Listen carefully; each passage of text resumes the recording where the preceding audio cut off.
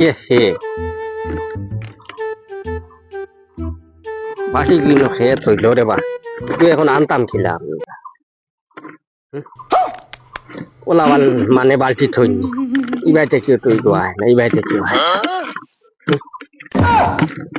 আর কিছু নাই দাঁড়া ভাসো ইবাইতে কেউ লাগাল ভাইয়া না এখন কিতা করতাম ও চেয়ার এখান দেখছি ওখান যাই कैसे कैसे लोग रहते हैं यार यहाँ पर